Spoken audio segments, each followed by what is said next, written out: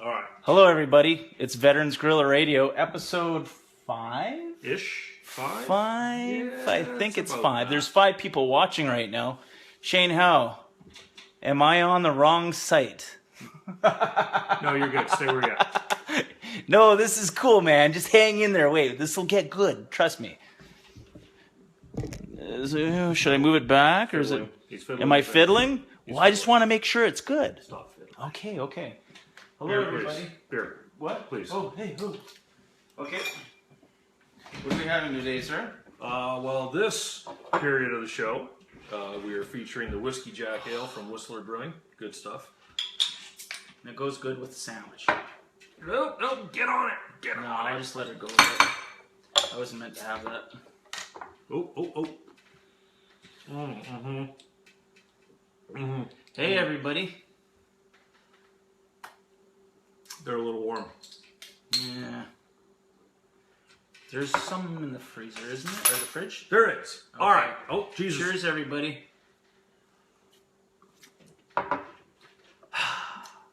Whoa. It's coming up again. It's coming up. It's about to go over. No. All right, so here we go. A couple things coming up the pipe. And today we have Mr. Bruce Moncur. He's going to be joining us in a little bit. You can text him. You got him online? Well, I've talked to him before. Well, but he's also shitty with timings. Well, just that one time. Just the one time. When he was like 5 minutes before the show was going to start. And then he's like, oh, It's like- I'm going to see Beyonce. Was it Beyonce? He actually told it, yeah, we got fucked off for Beyonce. He made up a story that he had a date with Beyonce, and that was upsetting. No, but we're here. No. We'll give him one more. I'm pretty sure he's going to be good this time. He's going to go. We talked to him earlier. Yeah. We're all lined up. So, a couple things. I got my stuff ready to go here, but something just came down over the hopper here. The teletype? Bosnia vets. Just little piece of interesting tidbit that came out of there today. They got people walking into minefields because they're playing Pokemon Go. That's right. Pokemon. People are walking into fucking minefields in Bosnia because they got their eye thing in front of their face, just like they're doing here where they're walking out into traffic. And Who's publishing that story? Yeah, the BBC just So comes out. somebody get that on the feed there. Find that BBC Pokemon Go Bosnia, in Bosnia. Pokemon Go Bosnia. Yeah. Get it on the feed. Have a look at that. Go ahead. So yeah, and like my kids are playing it, and to be honest, like they're logging some kilometers the other day, walking up and down the beach trying to find these things. like 6 kilometers? Well, whatever it was, they found a number of pokey dudes, and they're back out poking, whatever. You know, like when Star Trek, you got Trekkies, and you got the Ringers, the Lord of the Rings. What do you call them? Pokers? People that are into Pokemon? That's not good. No, a little weird. I'm not going to go there. So anyhow, if you're How in a did you get there? shitty country that's had a war, you know, as they kind of go in together, please, like, look up every 10 yards or so and don't chase Pikachu and Charmander and go fucking die. Afghanistan Pokemon. Just an idea. Just an idea. That would make sense. Some of the shit they did, they might have been chasing Pokemons. Well, and it'd be hard Sometimes already they're to crazy. see through the veil. And you get that one lone survivor, and his eyes would be just fried and bright red. And he was clearly All right, having fun doing something. here we go. What's going on? No, I meant me. Melvin. I meant me. Kirk James. I'm saying here we go. Matt I don't know what Edwards. they're doing. Matt Edwards, he's consistent. Hey, Matt. Oh, Lana's watching. Calvin Smith. Joe Carlton. All right, we can name off people. It's name dropping. It's We're weird. name dropping. There's people that are on the show.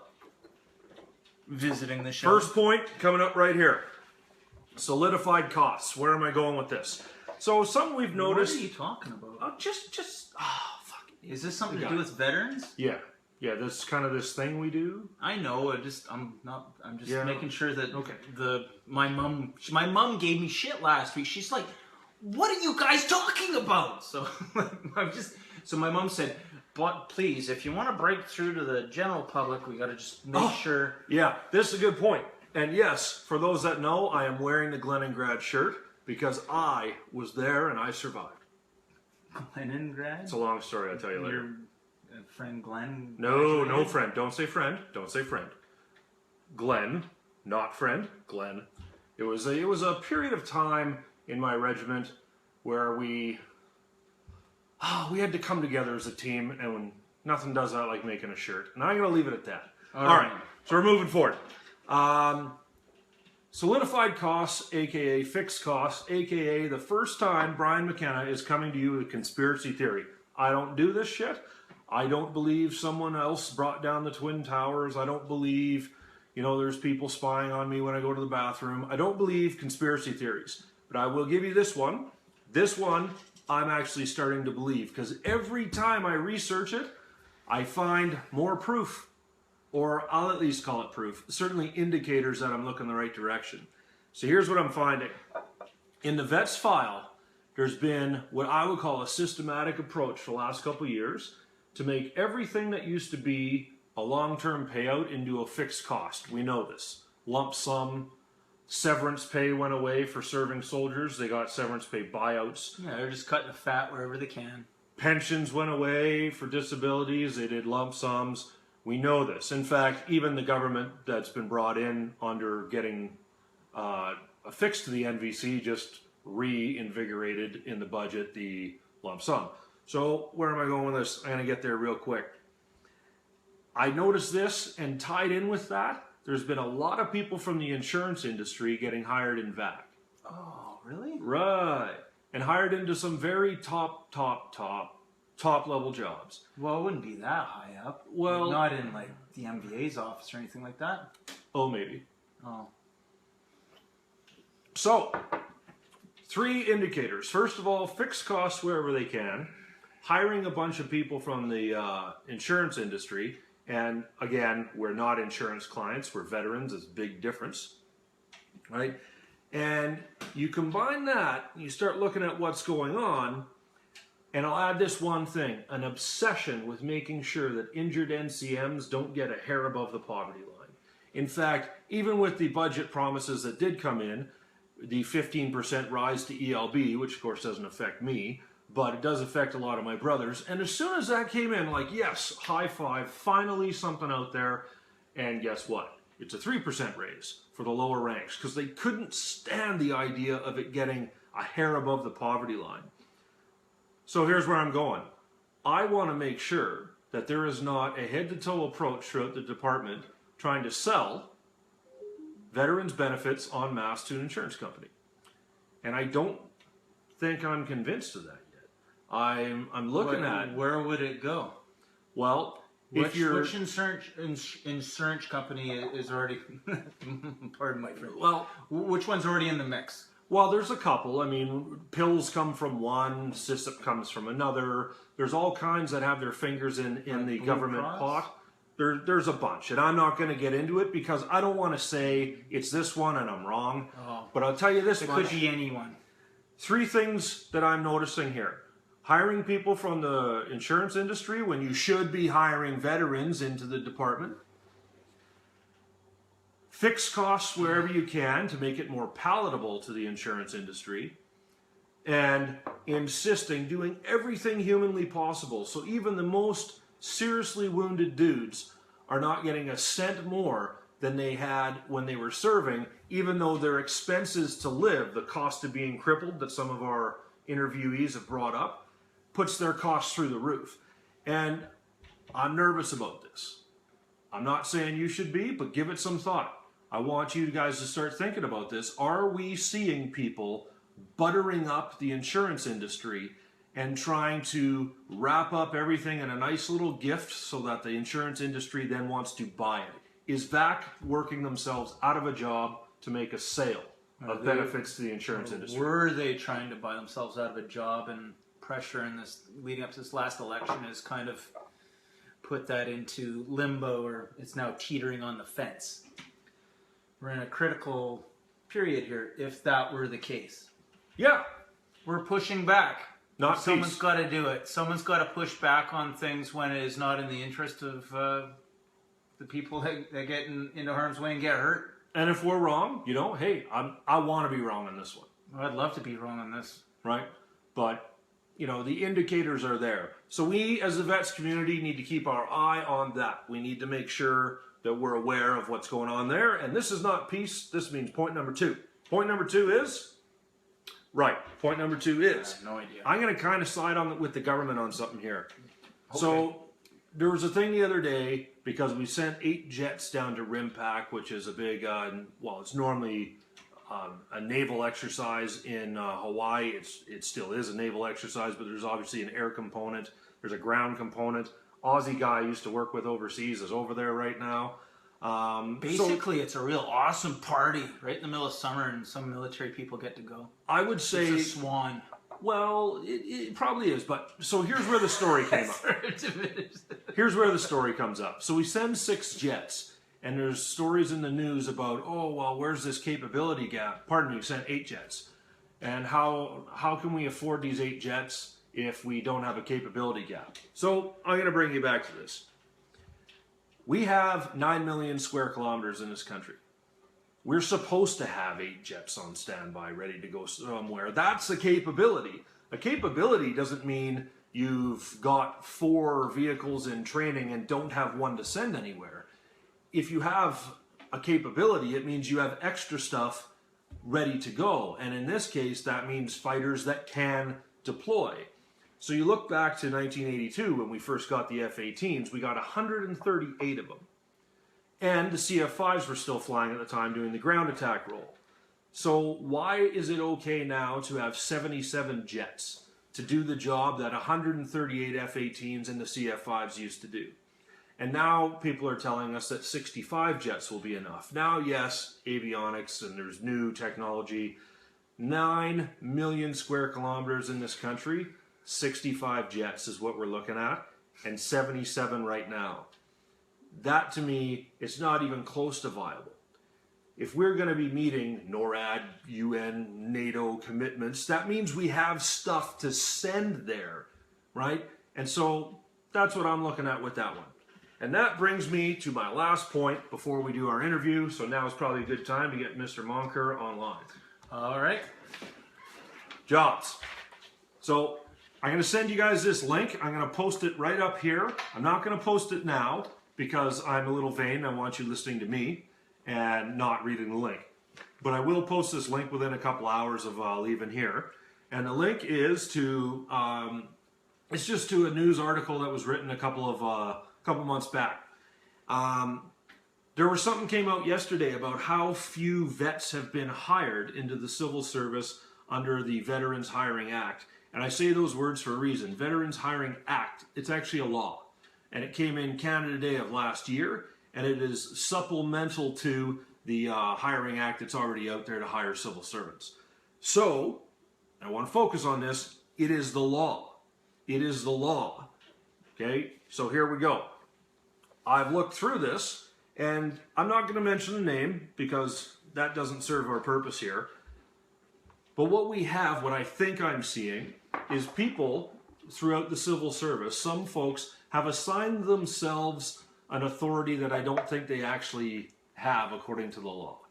And specifically, some folks, and I'm quoting here, the gentleman was looking at wounded vets, and this is what he came up with. He said, but what am I trying to get from the department and government is to give me a definition of a veteran with a disability that will go in as a priority. Is it someone who has deployed and they are now an amputee? Is it someone who has never deployed and while they were in training they did something like wrench their back? Okay, so here's the point. One veteran, one standard. If you got injured in Gander, Newfoundland on an exercise, or you got injured in Afghanistan, it's still the same blank check you signed for the country. Nobody else other than the department that's releasing you, saying you're injured, should be further interpreting whether that injury is injured enough within their department. And so what's currently happening is the deputy ministers within each department have been given somehow the authority to decide if you're their kind of injured enough. Can we hold on a second? Yep. What's going on here? We only have 9 people. Is this on VGR? Yep. Hey folks, let us know. Like, we only have 9 viewers right here. Are we on Veteran Guerrilla Radio? Pull it up. Yeah. We just want to make sure we're not Hold broadcasting on the wrong one. We're rookie broadcasters, obviously. But anyhow, so that's where I'm going with this. Is there's a bunch of folks out there that Oh, there we are. I think are self-appointing themselves a level of authority that they may not need or should never have had in the first place. And so it's the law to be bringing vets to the front, injured vets, medically released injured vets, to the front of the line for hiring, and it's not actually up to you whether you think that's a good idea or not. Go ahead, man. What do you got? Can I get a few of you to jump out and share this link on your timeline so we can get our viewership up? We have 8 people watching right now, and we've been asking people to help boost this thing. So if you guys can just take a minute, jump out, share it, jump back in. I'm going to give you a minute or two, and we're going to have some small talk until then. Just Let's get Bruce online. We're going to get Bruce online and get sorted out, so I'll give you like 2 minutes to do that. Thanks for your help, by the way. We're not like thousands of dollars, tens of thousands of dollars behind us doing this. We're just doing it out of our garage, basically. Well, last week was my place, right by the piano, and now we're back to Shea Bedard. Hey, what's going on here? Oh.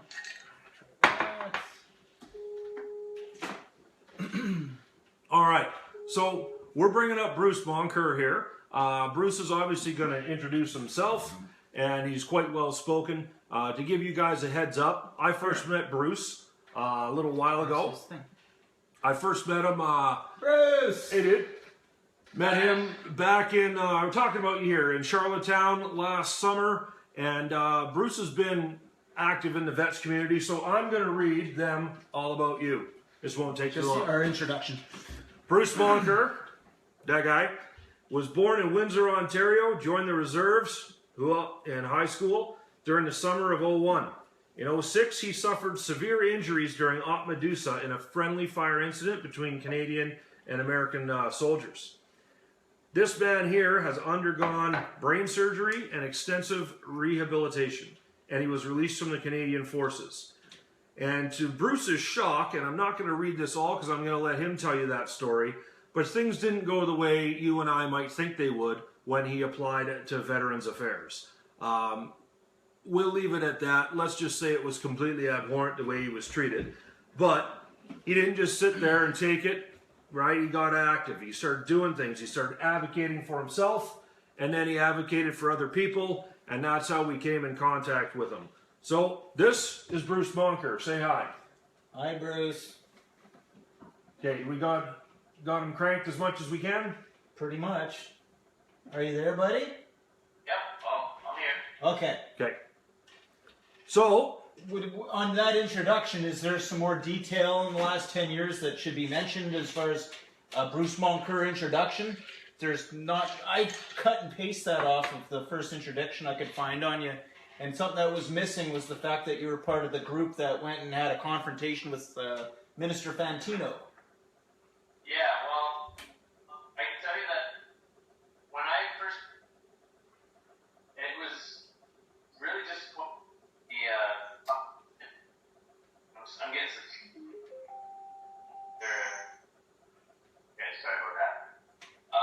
So, when I got that $22,000 total lump sum, it took me about a decade to get it all sorted out to where I got my pension to where I needed to be. Overall, though, it really came to a head in August of 2013 when we finally got through someone from Veterans Affairs that there was an issue with, and with the lump sum pension, 5% of my brain being worth $22,000. And I was so frustrated by that phone call that I wrote this piece that ended up being published in the Huffington entitled "Canada, I Fought for You and You Let Me Down." Yep. And it kind of went semi-viral. A lot of people read it, and eventually the people at PSAC reached out to me. It's a union that does a lot with federal employees as their main union, I guess, members. they reached out to me because I'm from Windsor and our office being closed to go to a last-minute meeting with Fantino to try to keep that office open. And of course, you know, some of you might know that he was a no-show for our initial meeting, and then barged in on our press conference, and then when he started hearing things he didn't like, walked out on us. And in fact, within, I think, 15 minutes, it became the top story on the National. And it's really seen as the turning point or beginning of the end for the relationship between the former government and the veteran community. So can I hold you right there, and we're going to bring people back a little bit here. Can you explain to folks that are watching and going to be watching what physically happened to you? What caused your injury, and what was the injury? Okay, so Operation Medusa was the largest Canadian mission during the Afghan War, and also the largest Canadian-led battle since the Korean War. My company, involved in a maneuver to try to get the last Afghan stronghold in the Panjwai, infamously known as the White School, and attempted to take that school by force. The day before, we had dropped leaflets warning anyone that they were in this, you know, rectangle. So from street A, B, C, D, if you're within that rectangle, you'd be seen as a combatant and eliminated. A kill box. So what we ended up, exactly.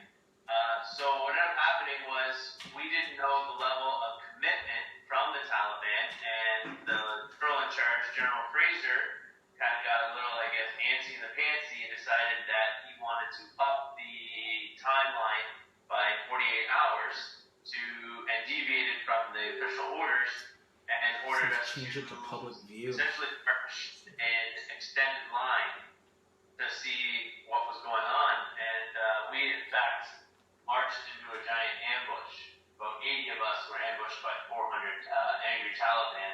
And what ensued was a 5-hour firefight in which we had to retreat, and we suffered about 25% casualties. So 4 were dead and another 16 were wounded.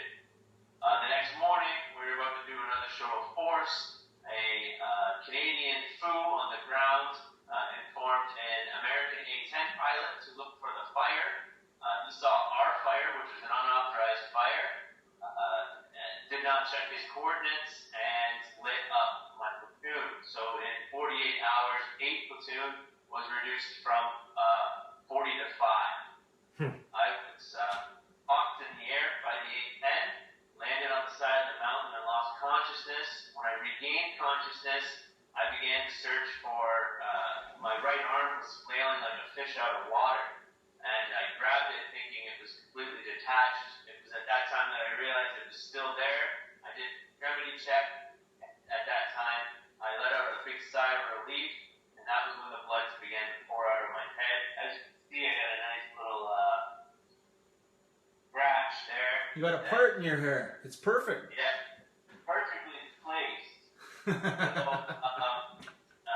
So I dragged myself to the nearest person that was TCCC qualified. At the time, in 2006, only one person per section was TCCC qualified. So, Tactical Combat Casualty Care, TCCC. Carry on, Rod. In subsequent tours, because of this large amount of casualties, they made it so that everyone became qualified in this training. I crawled to my 3IC, Master Corporal Jeff Rainey, and he began to do first aid to me before he went down from shock himself, because he, in fact, was shot in the leg.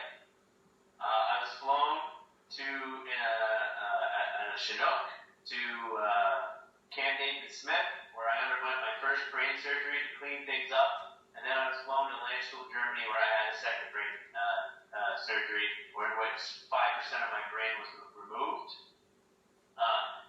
Then I was flown back to Canada, and I lost the ability to read, write, walk. My talking was pretty slurred, so it was very extensive 9 months of physical and occupational therapy. So if I can hold you there, because there's a lot there, right? So first of all, you were shot by an aircraft. Yes. Right? And that is it's rare that a person, first of all, that happens, and we have the functionality of the person that you're looking at here with Bruce. I mean, this guy's been shot by a plane, and yet today he does some freelance writing. He does some veterans advocacy work. He certainly got his finger in the political pie a little bit, and he's here talking to us today.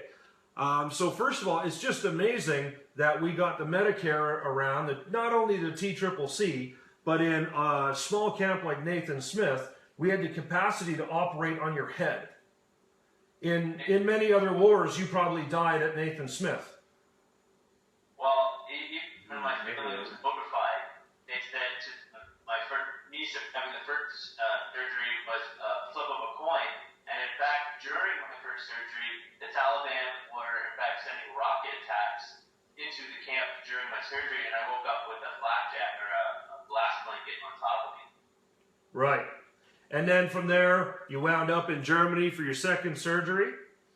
Right, and they flew in fact, a surgeon that did surgery on Ronald Reagan after he was shot in 1981. So that kind of pieces together and starts the story here that I'm trying to help, I'm trying to tell with Bruce's words, is first of all, what happened to him, it's rare, and then it was rare that he survived. And he had 2 brain surgeries, and so from there, you wind up back in Canada. How long from when you were hurt till when you were in Canada? When I was hurt, I got injured on September 4th, and I was back in the country on September 11th. Okay, so I'll put this one out there for you, and then I'll just let you explain it to the people. When I first heard about your story, I didn't know you. I knew of you. And I figured to myself, this guy's going to get max lump sum, max VIP, max clothing allowance, max. Whatever the benefit is, he was shot in the head by an aircraft. He's missing some of his brain that had to be surgically removed so that he could continue to live. It would make sense that you got absolutely everything that they have to offer anybody. So take it away. What happened? So initially, I filled out the CF98s and submitted them, and then I went on with just focusing on my recovery. That was what they said. I'd say about a year later, I got just a check for $22,000 in the mail. 22 grand for losing some of his brain. Carry on, buds. Don't be like you would be on the media. You have all the time in the world to get into the details and feelings of this step by step, bro. Okay, so I got the $22,000 check, but if I had cashed it the next day, that would have been seen by the Veterans Affairs Department as accepting my lump sum settlement. Thankfully, I had some people around me that recognized this and told me not to cash it until I was informed Veterans Affairs that, in fact, he did not agree with it. I didn't get any paperwork breaking down my lump sum. It was just a check and no explanation. And, in fact, it became a case study within Veterans Affairs as to another failure within the system and failing to notify people of or calling them or letting them or breaking down the decision, just sending a check without any sort of basis as to what it's for. After this happened, it became a long, basically a frustrating myriad of just unacceptableness.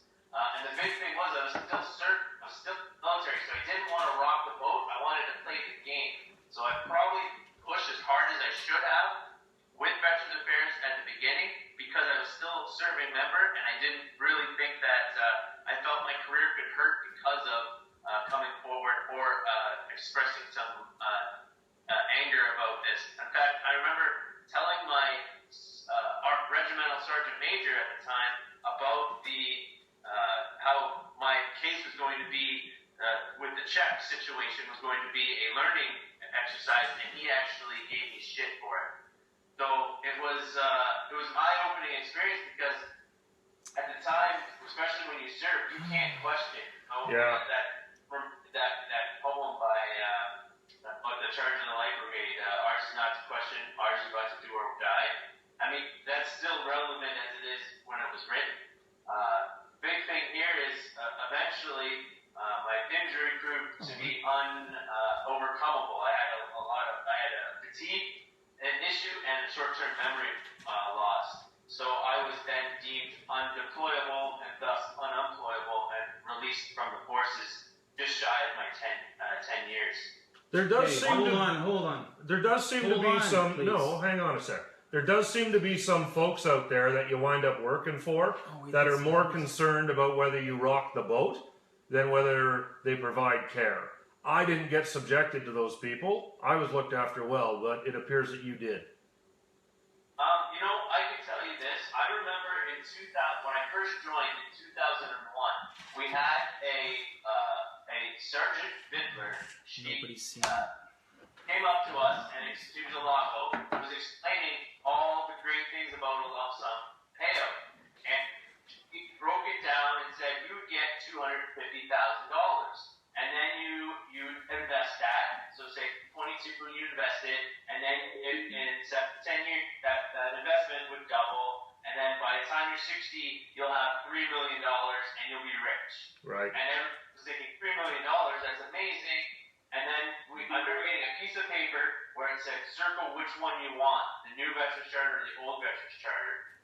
And the Sergeant Major came around and said, everyone is going to circle the new Veterans Charter. You're not going to circle the other. And so then it was unanimous, selection was sent forward because, these soldiers have the capacity to think for themselves when in fact we're all ordered for which plan we were told to circle. Yeah, it's an ongoing theme. I mean, I remember when we got that speech at my unit, and it was presented, just fill out your CF98s. You got the CF98, you're good. You're totally good to go. And truth is, I've put in stuff with a CF98 with 3 doctors' letters that are doctors that the Army actually contracted me to go see, and no, it's not as simple as you have a CF98. It's not as simple as you have witness statements and doctor's letters and an x-ray, all of which I've produced, and I still get a no. And so here you are with another circumstance where that's exactly what's happened to you. Yeah, I mean, the pension, the battle for my pension, I mean, nobody told me about PIA or ELB. Nobody explained that to me when I was first injured. And it took me, 5 years in, I learned about ELB, and then 7 years in, I learned about permanent impairment allowance, and then I get, rejected for PIA, and then I reapplied, and it was a very patchwork pension plan when it all could have been done at once, and it just seemed like I was learning as they were learning how to do this. A big thing I could also reiterate was how long it took me to get a PTSD diagnosis. I put CF98 in for PTSD when I was injured, and I didn't, so to kind of cover my basis, and that was actually advice by a warrant officer, and I thank him for it because it really helped. But then I put in this request. They sent me paperwork, and I think you have to have it filled out by a psychiatrist or a psychologist, and I'm going to this guy who wants to just give me meds and refuses to diagnose me, and after my 4th visit, when he looks at my file and says to me, to remember my name, I realized that I'm no further than I was before, and it was at that time that I went back to my family doctor, and he in fact said, I can fill this out. And Right. And I had no idea that a family doctor could diagnose PTSD. I thought it had to be a mental health expert. So this is the kind of communication breakdown that you have within the department that just doesn't reach to the soldiers. And it took me about 9 months before I could finally before I came forward, before my PTSD information and everything was sorted out. Yeah, it seems sometimes, at least what I've dealt with, is that we need an advocate for every single veteran. And the job of the client service agents and case managers, I mean, there's people doing good work there, but I think they need to approach the job as almost an adversarial one where they're on our side.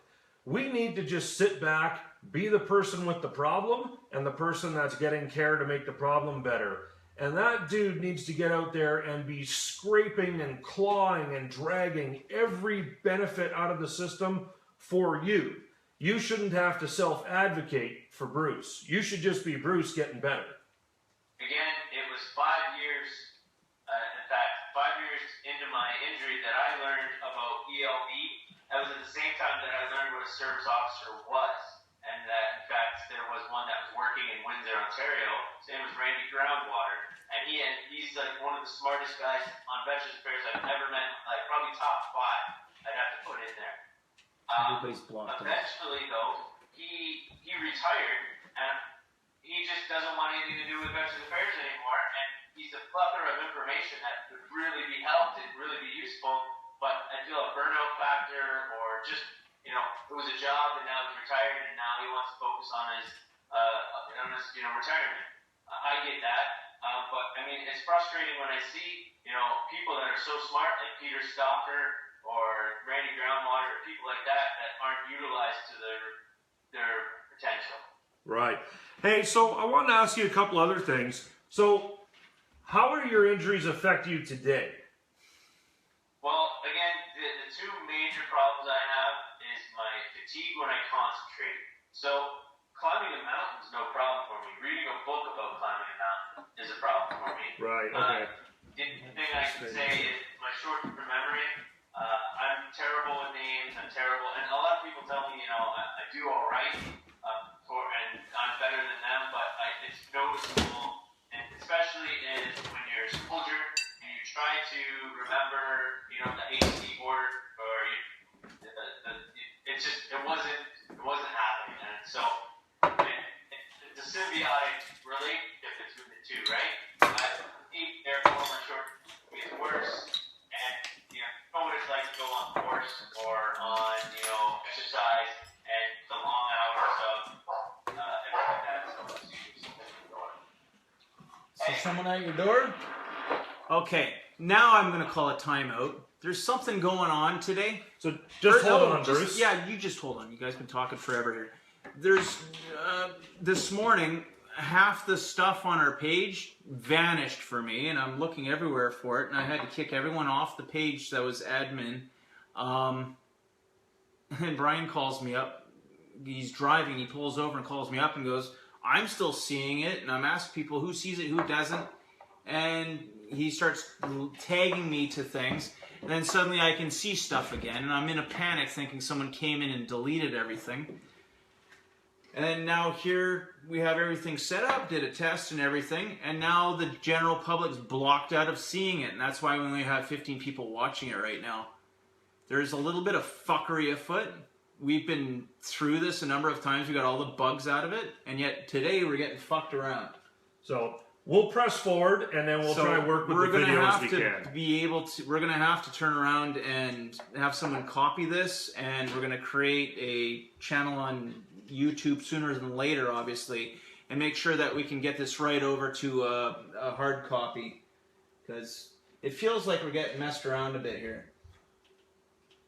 So I'm going to ask you another one here, if you don't mind. How much of the frustration that you've gone through is based in your injuries and just the struggle with the fact that your brain is different?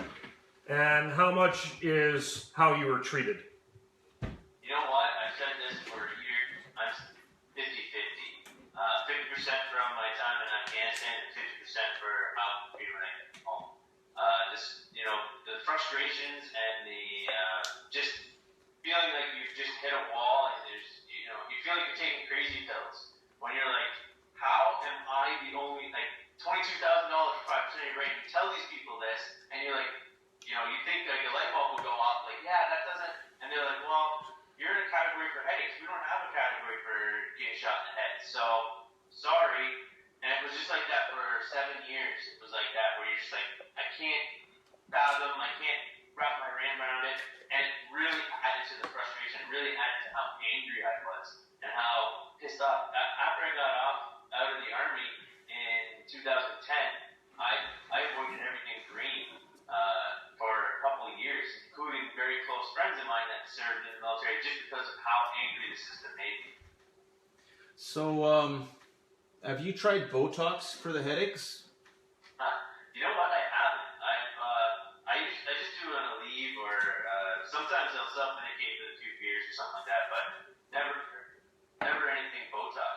Well, the Botox has helped me in a big way because I was on 800 mils of Advil every morning along with 800 mils of Tylenol, and that would just take the edge off. I just dulled the pain enough that I could try and lift things when I had to, and things were bearable. And I got the Botox, and I haven't used the Advil or Tylenol ever since. It's $600 a treatment, and they hit you on the forehead and right up throughout the skull. There's actually a points here on the side that cause a headache at the temple, and there's different groups. There's actually, it's starting to get to be a science, and in your area you probably have someone who's probably doing it specific for headaches. Now they're going to say it's for migraines, but because they have no, they're not into traumatic brain injury explosion specific, but there are people out there doing it now. Again, it's $600 a treatment, and I've gotten it twice now since December, and it's working like a charm.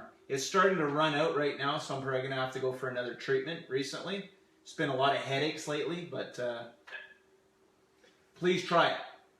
Yeah, I'll look into it, definitely. Another thing I have to do is every 2 years I have to do a psych evaluation. So I sit in this room and answer a bunch of questions for 8 hours. Okay. Rabbit holes as fast as possible and stuff like that. Neuropsych? Yeah. A full neuropsych evaluation?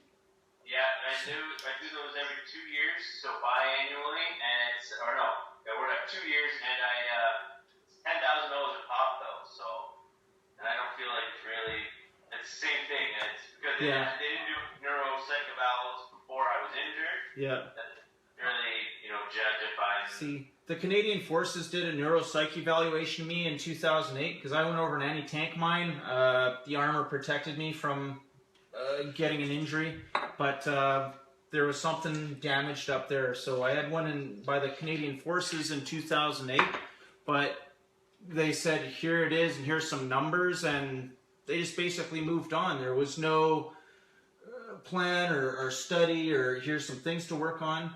And now, that was 2008. This year, how many years? 6 years? 7, 8. Yeah. 8 years later, I got this one done again just recently here in Vancouver. And the lady suddenly has all these great recommendations. So I'm getting this thing called CogMed done. Physiotherapists are now starting to get this program called CogMed. It costs them a fair bit of money, but Veteran Affairs will cover it if the individual is willing to try it. And it's to help retrain the brain, because they have a concept now called neuroplasticity. And it's something that I'm starting up just next week, actually. They went and got the program at the treatment center I go to just because of me. So I'm the trial run on it. So that is out there, brother, as well. So have a look at it. It's very interesting stuff. The brain is such a fickle organ, and it's amazing how, I had one of the more severe brain injuries that you could possibly have, and yet I've recovered more than some other people that I know that weren't as injured as I was. So it's, and I've asked the doctors why I recovered so well, and they have no answer. They said, luck of the draw.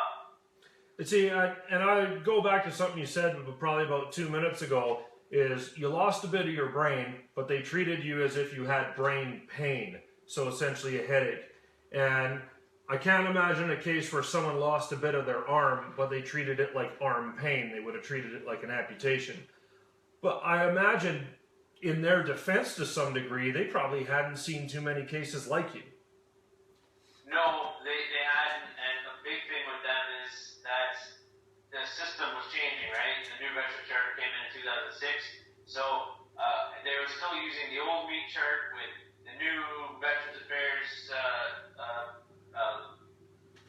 legislation, and they were learning on the go just as I was learning. So, to be fair, these people weren't, being deliberately mean or being deliberately,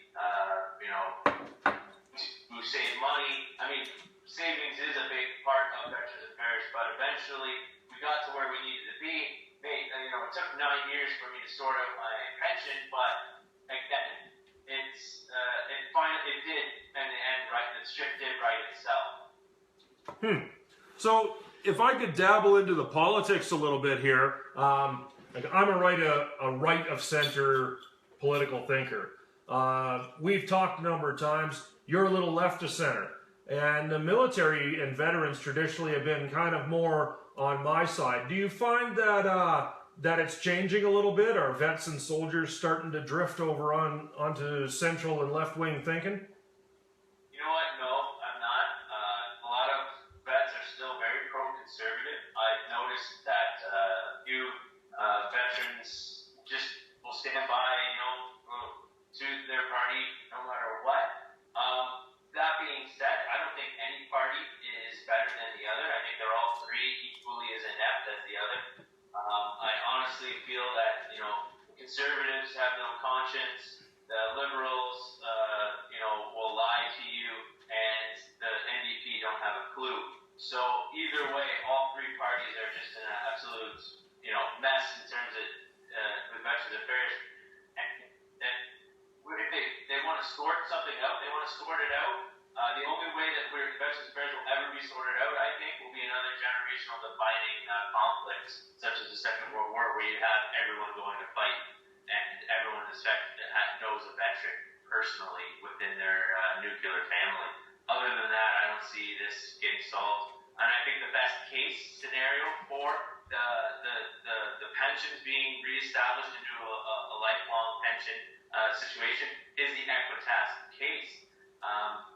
Other than that, we know for a fact the NDP and the Conservatives have in fact said point blank that they're not going to reestablish. And we all know the Liberals have campaigned on reestablishing and now are taking you guys back to court. So again, Equitas lawsuit, I want to see that get to the Supreme Court so badly, and I hope it does get to the Supreme Court.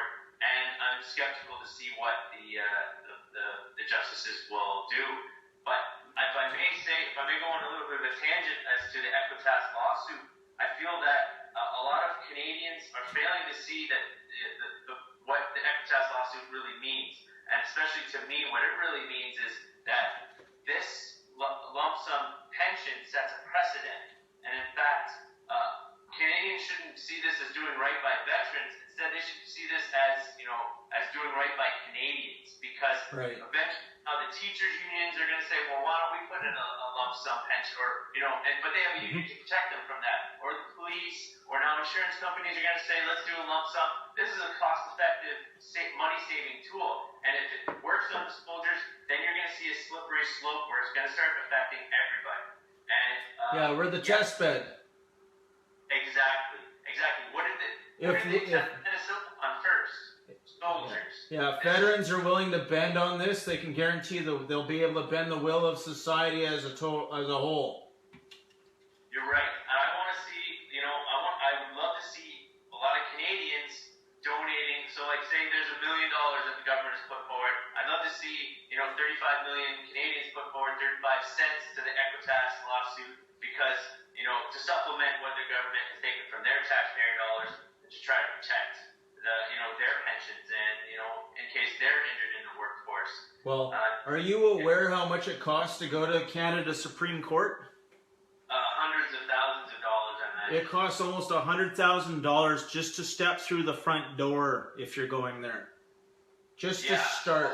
There's 50 to 100K that we have to raise, and right now we don't even have that. We're going to have to make all kinds of brilliant t-shirts to fucking supplement that. So if I could dabble in what you're doing now, you're doing some writing. Every couple of times I pop onto the Huff Post, you've got an article on there. It seems that, to me at least, are you finding writing to be a little cathartic? Are you getting like some weird form of therapy out of writing, or is there another aspect to it? Meaning and purpose? Well, there is a purpose. There's a method to my madness. When I was injured, about a year and a half, maybe 2 years in, to London for one of my quarterly checkups that I used to do at the brigade headquarters. And Dr. Agarwal says to me, what do you want to do with your life? Where is this leading? And she's prescribed university for me, and she made me, apply on a part-time basis with special needs. And I got 2 A-, and I kind of kept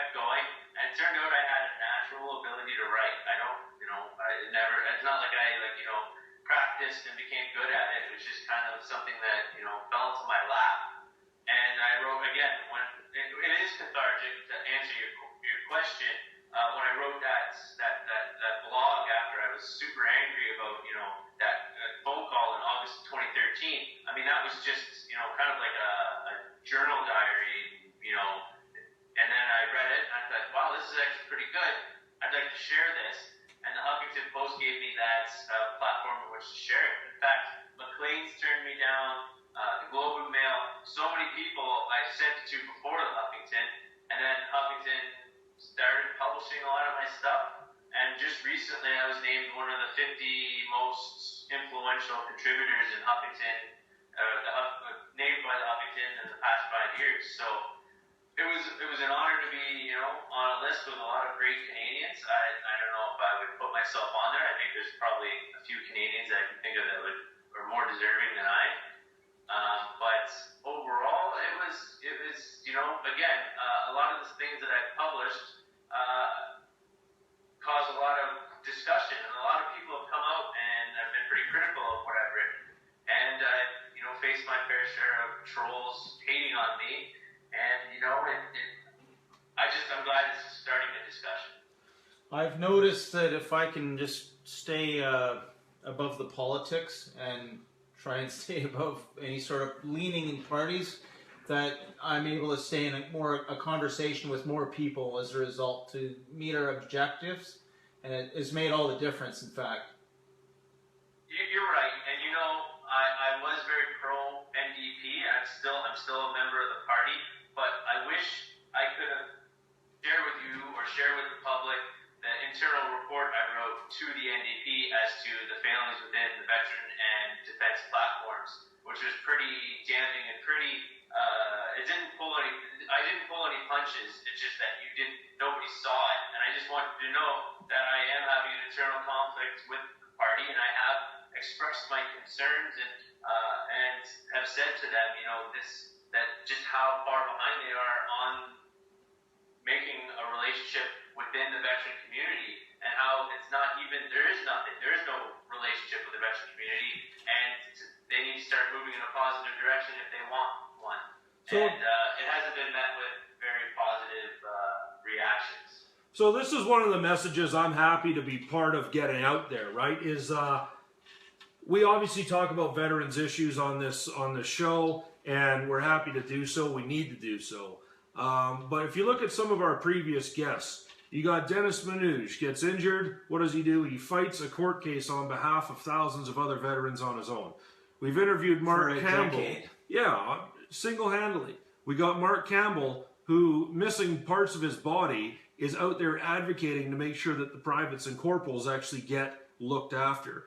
We just had Jody Middick on not too long ago. There's Jody missing body parts as well. What's he doing? He's representing the folks from his area of Ottawa. And then we got this guy back here. We got Bruce. There's blood and brain bits of Bruce that are in Afghanistan. Some of them are in Germany. And here he is, advocating for himself, fixing the problem, advocating for other people, and now he's out there writing. So I'm proud to know you, man, because you're doing a lot of good things. No, I appreciate you guys, you know, and I want to tell you, you know, I don't want this to become kind of a circle jerk, I love you guys thing, but I appreciate, you know, the work that you guys have been doing, and I really think that your court case is the best opportunity and probably the only one in reestablishing lifelong pensions. You can't, any other avenue, I cannot see it working. I don't see the Legion coming together. The Legion would rather take you to court for using a poppy than actually putting forward it's a true. court case. The other avenues, True Patriot Love, was started by conservatives, and they would rather, you know, use their money to fly people to Ottawa for a dinner and put family survivors on display like they're, animals in a zoo. And you got Wounded Warriors. As a Wounded Warrior, I never got a Christmas card from them. I've never actually met a Wounded Warrior that's been helped by Wounded Warriors. So I find that to be very difficult to see, to muddle through the awfulness that is, you know, the veteran, you know, community. People that are pretending to do good are actually, you know, trying to help themselves. Another thing that I'd like to point out is that we are probably the second most divided demographic within Canada. Yep. Probably the Aboriginal community. And the only thing that we really have going for us is public support, public opinion. So, and I feel that's starting to wane a bit now that we're further away. Well, it can't go on forever. Right. So, I mean, it's difficult to, it can't go on forever. And you've seen how the previous Liberal government under Jean Chrétien used the end of the Cold War and the Somalia incident to turn the tide of public opinion against the soldiers and use that public opinion to cut funding to the military and defense and really let a lot of guys, wade in stagnated water.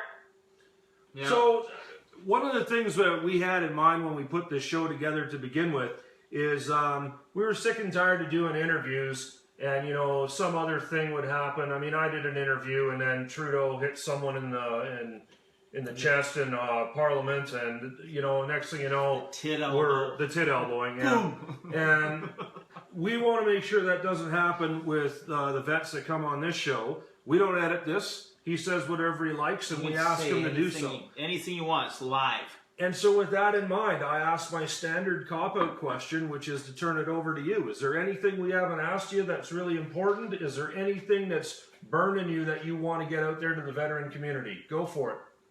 I do have this question. It's been bothering me since the last stakeholder summit. This marijuana issue, this medical marijuana thing. 1,762 veterans as of 2015, 2016 at a $20 million cost, projected to rise to $25 million next year.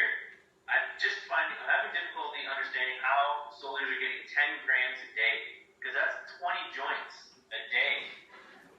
For them to use that much, I find that to be either one of two scenarios, where they're either giving it away or they could be possibly selling it. Again, 1,762, that, if you put that into a ratio out of the 700,000 veterans in this country, that's about 1 in 400, or 0.25% of veterans. And again, costing $25 million.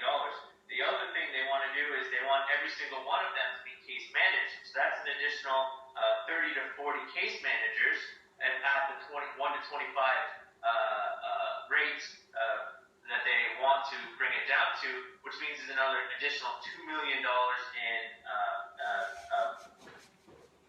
budget for their salaries. Thing is, if you're getting 10 grams a day, that equals out to about 8 pounds a year.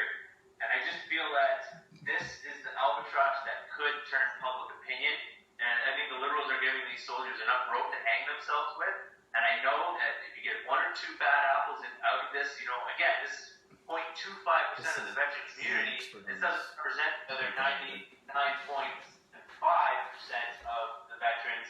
But I feel like because of how much emphasis they put on in the last stakeholder summit, the Auditor General's report, I honestly feel that this could become something that they will try to use against the veteran community. Yeah, I could understand that point of view. I think one of the things that, we were both at the stakeholders meeting ourselves. One of the things that came out was to have a math discussion, you need both sides of the equation. And one of the things that we had asked the government when these numbers came out, okay, fair enough. When I first hear the numbers of how many people are using medical cannabis, I think, yippee, finally we got some guys that are, before they had an issue, and maybe now they're finding some relief.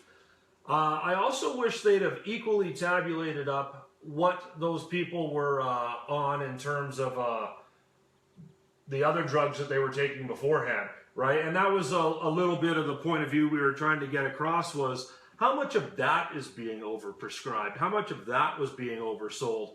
And even in the modern market, if you ask the average nurse or police officer what they're seeing coming into their emergency room, they're not seeing too many people starting bar fights over cannabis or going into emergency rooms for cannabis. They're finding a lot of prescription drugs are being overprescribed and then sold and handed out. And so what's the cost of that? So that was, I hear you, I do. And that was also the other side of it is, let's talk about what it costs, but let's talk about what it's replacing. What do you think? You're right. I mean, replacing Paxil or Ambien or right. Well, Costs for all those different drugs. The other question I have is that they're paying $11 to $14 a gram, which to me is excessive because that's what you can get on the black market. They're paying black market prices. Why not just grow it yourselves and charge $4 a gram and save, $16 million? I don't understand where Legalizing to pay for it. And they're refusing to do their research, and it's causing where it's become unregulated, and it's going to cause issues going down the road, I feel. I think it could also get to the point, Bruce, where, well, I hope it gets to the point where the government looks at the cost, and instead of turning around and going, oh, this is a big problem, why doesn't the government actively go out of its way to find ways to lower the cost? Why don't they sit down with the LPs and have a mano discussion about why the price is that high? If they're going to have a sustained purchasing system where we have these vets that are going to the LPs for the medicine, well, then let's accept that. Let's build a process by it and go negotiate a lower price on behalf of these thousands of vets that they have, as opposed to kind of the blind eye, push it away approach that seems to have been going on. What do you think? That's the thing. When I talk to them about it, and when I try to they don't want to learn. They don't want to know the answers. They just want it to be, there's no questions asked. Here you go. And that's where you're going to find people abusing the system, is when the people that are in charge of the system don't want to be bothered to take the time to learn about this, what they're doing. And I think that's a big problem within the department that needs to be recognized. I mean, we could talk about this for hours. Another thing I wanted to touch on, I wanted to get your thoughts on, was the Senate issue where I feel we should have a veteran voice within the Senate. Somebody as a senator, and I feel that I'm thinking throwing some names out. My first name that would get accepted would be Walton Titchup. Maybe Hillier, I doubt it. Maybe someone like Bruce Campbell or Strogan, I don't think that would happen. Mike Blay, perhaps, because he plays a lot of liberal ball.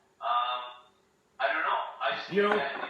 What I hear you on that. In fact, that's one of the issues we brought up a while ago. One of the things I would like to see, if you could take a respected member of society that has service in the military, and I would almost want to find one that doesn't have experience with Veterans Affairs. So they're not muddied by it. So they can just go in with a veteran's point of view and go into the Senate and represent us. Because what happens all too often, and this even happens at the ministerial level, is a guy goes in to the ministerial level with great ideas, the civil service gets their mud hooks on him, and the next thing you know, he's there spouting their talking points as opposed to giving them the orders, which is his job. And I want to make sure if we put a vet senator in that isn't the perspective they're coming from. So I totally support the idea. I'd almost want to see someone that steer clear to the department. What do you think? I agree, and I think once Dallaire stepped in due to his health reasons and wanting to focus on his humanitarian work, I felt that his spot should be used for another veteran voice. Another thing too, I wanted to ask you is, I don't know if you've noticed it or not, but when we went to Prince Edward Island until today, have you noticed that the people within the department have gotten a lot more powerful I felt the Conservatives controlled everything when we were in July, and now it feels that the department is running the show again. And I don't know how I feel about that. I was wondering if you guys could. Well, one of the things I think, I do kind of see that. Governments come and go, but again, the people that run the departments, some of them have been there for 15, 20 years. I would suggest to you that maybe that's too long. The other thing you got to realize is that the media is very reticent to ever criticize the civil service, because when the media comes forward with a story and they say, quote unquote, our sources told us, well, that's where their sources generally are, right? Yeah. And so you seldom get the story told of where all the different players are out there. And that's one of the things we brought up today with veterans hiring. It's not just government, it's the civil service of VAC, it's the civil service of whatever department the person might be applying to. There's a lot of other moving pieces out there, and all too often we focus on the political target because it's generally a very easy and obvious one. But I personally believe that more often than not, our struggle is someone in the department looking to collect a bonus check more than it is someone looking to get voted in next time. Most definitely. I mean, they still report to the Treasury Department and not to the Minister, and that's no secret. The other thing, too, I wanted to know is now that we've been split into our 6 subcommittees, I was wondering, I feel our communication between our committees is now obviously fractured and broken. I want to see the binders that you guys get. You know what I mean? Like, I want to see Aaron's binder. I want to see Brian McKenna's binder. I want you to see my binder. And I feel that that has been, you know, the communication between us now has, you know, been divided so that we can't see this information that's passing between these committees. And if we're not talking to one another, if we're not having any sort of contact, then how do we know we're not working on the same thing? How do we know that we're not, you know, how do we know? I mean, the last meeting I went to, we spent the entire time trying to define service excellence. And someone like Bruce Henwood, who's been doing this for 11 years and has probably had to come up with a definition for service excellence probably 20 times, you could just see the frustration and the defeatism on his face where he's like, why did I come all the way to Calgary for this? Right. And I feel now with all these new committees and all these new faces, fresh faces within the committees, it's become very difficult to get moving in a positive direction. And I feel like we're taking 3 steps backwards. You know what, Bruce? That's one of the beauties of doing this. I hadn't thought about that at all. But as you say it, it certainly makes a lot of sense to me, is that in some of the different committees, there's actually documents to sign saying we'll keep stuff in there. And I respect where that comes from. I think, I use this as an example, Bruce. A look at the budget that just happened. And within a week, there's 20 different versions of what's happened and people telling just crap that wasn't even true. And that's out of something that got tabled once. So if we have 6 committees that are examining 10 different things and there's 2 or 3 options for each one, and all that's just put out instantly, there'll be such mass disarray. So I do understand, particularly with the policy guys, why they have to, in order to speak freely, you have to know that your speech is going to be kept in some confidence. And yet we have to balance that with the fact that secret doesn't work anymore. The public demands access. I demand access, right? And in fact, some of the more traditional vets groups, they're still trying to learn that too, and they haven't quite learned that yet. Like, transparency means exactly that. It doesn't mean glossy. It means you can see through it. So yeah, it's an interesting point. I'm going to think about that a little more. As we move forward here, man, I just want to give you time to sign off on your own accord, because we are going to wrap up here, and anything you wanted to close with. Because what we're going to do, we've obviously had some issue here with this video, but we've got the video, and so we're going to boost it and share it and move it around. And so anything you want to say to the vet community to sign off, we appreciated having you, mate. Okay, no, for sure. These are my closing remarks in terms of, I feel that the Equitas case, again, is probably the most important piece of that the veteran community has right now going for them. Overall, though, I'd like to see some sort of protection. I mentioned earlier about the teachers. If teachers got injured and then they tried to give a lump sum, well, they'd have a union to protect them. And I honestly feel that unionizing the military might be the issue. I think you probably have to start with the RCMP, start a precedent again, and move forward. So I think that we should keep an open eye to this potential of unionizing or starting a professional association, because if you have 63,000 troops putting forward $4 a month towards the Equitas case, you would have this covered and paid for. Or, you know, this is something that I think that needs to happen to protect the soldiers, because it's clear the government is not going to protect the soldiers, and we've seen it over the last, few decades.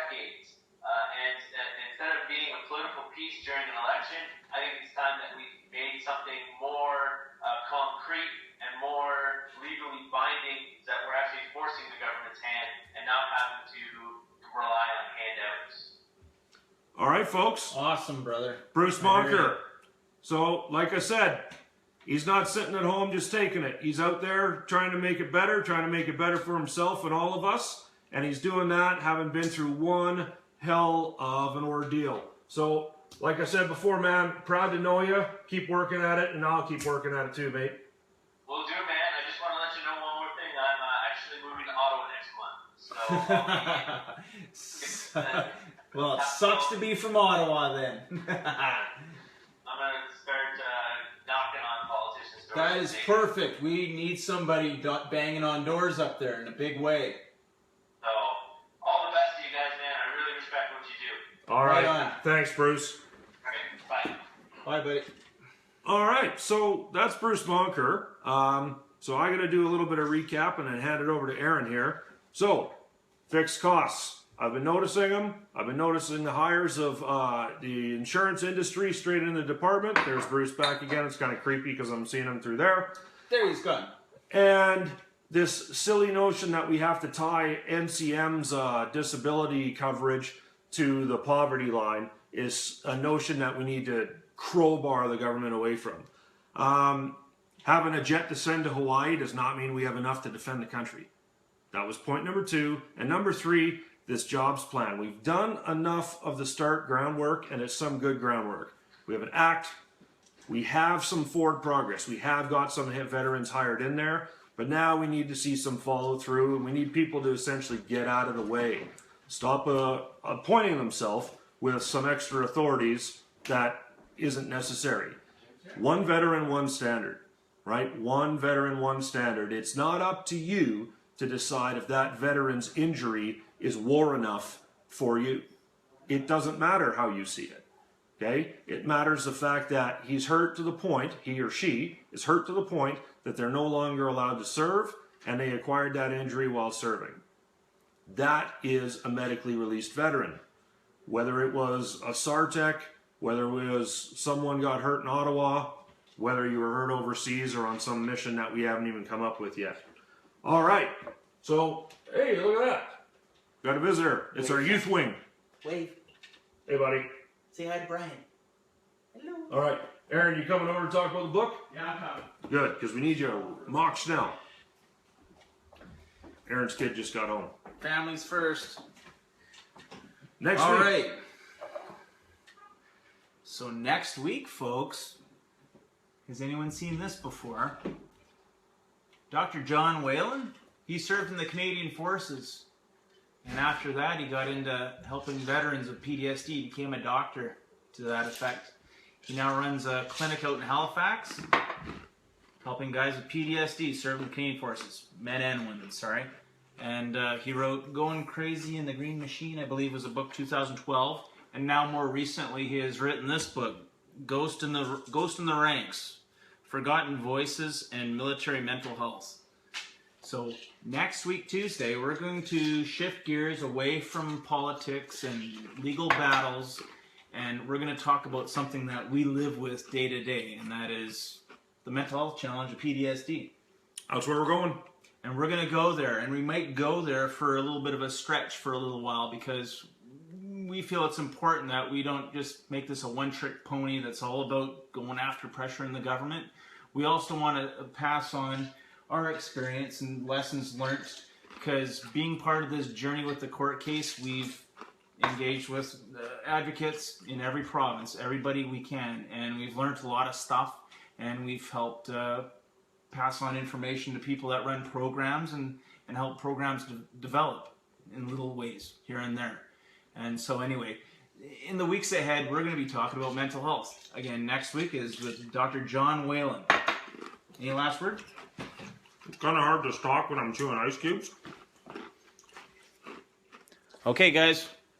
Thanks, Bruce. Until next week. See you guys Bruce later. Moncur. See ya.